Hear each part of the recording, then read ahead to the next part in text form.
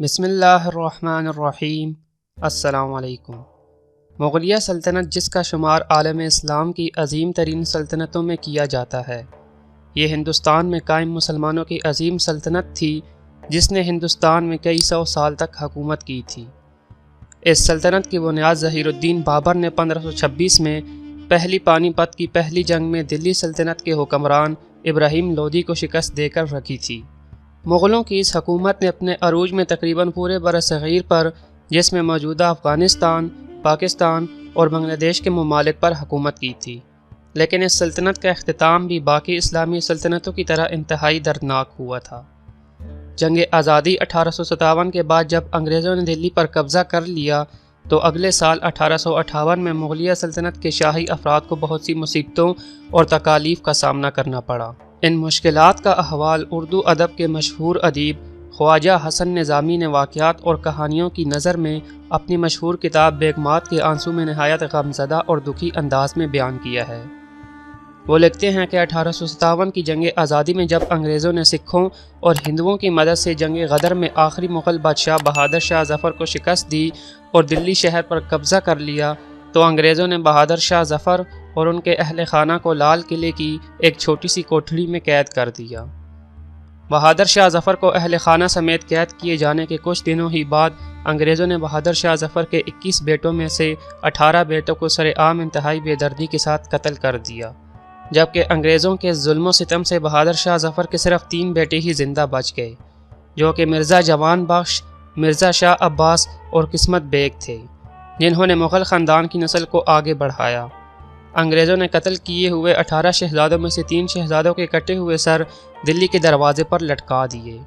انگریزوں نے یہ اس لیے کیا تاکہ اب ان کے خلاف کوئی کھڑا نہ ہو سکے۔ اس ظلم و ستم کے بعد انگریزوں کا دل ٹھنڈا نہ ہوا تو انہوں نے بہادر شاہ ظفر پر غداری اور فریب دہی کا مقدمہ چلایا۔ انگریزوں نے اس نام نہاد مقدمے کو دلی کے لال قلعے میں 44 دن چلایا، پھر انہوں نے بہادر شاہ ظفر کو پھانسی کی سزا سنا دی، جسے بعد میں جلاوطنی میں بدل کر انگریزوں نے بہادر شاہ ظفر کو ان کی بیوی زینت محل کے ساتھ رنگون برما میں بھیج دیا۔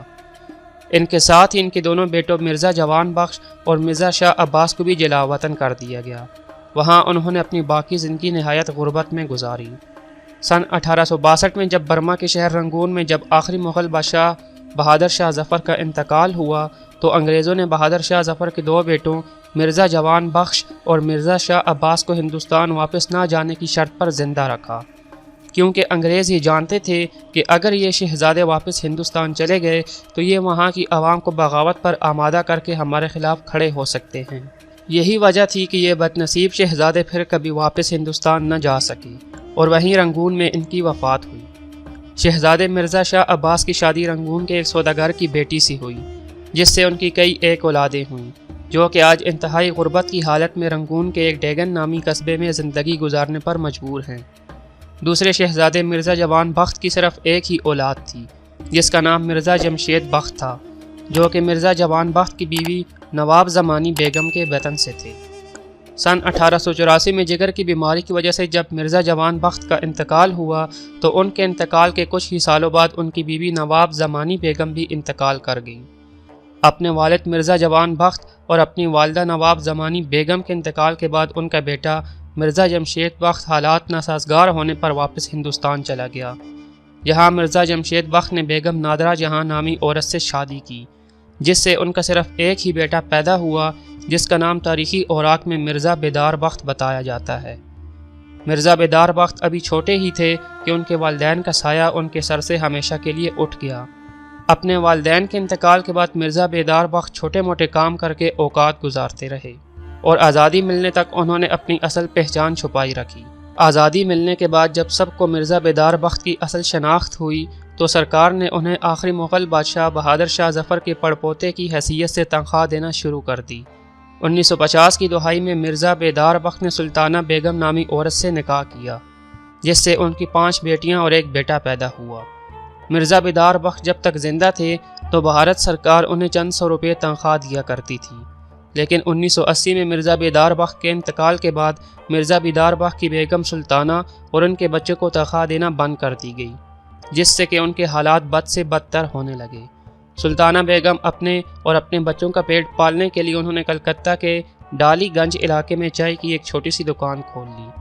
1982 میں سلطانہ بیگم کو بہادر شاہ ظفر کے پڑپوتے کی بیوہ ہونے کی وجہ سے بھارت سرکار نے انہیں ایک سرکاری مکان دیا، جو کہ 1983 کے اختتام تک ان سے واپس لے لیا گیا۔ سرکاری مکان چھن جانے کے بعد آخری مغل بادشاہ کے پڑپوتی کی بیوہ اور بچے آج بھی کلکتہ کی تنگ گلیوں میں 2 کمروں میں رہنے پر مجبور ہیں۔ اسی کے ساتھ اس ویڈیو کا اختتام ہوا۔ مجھے دیجیے اجازت۔ اللہ حافظ۔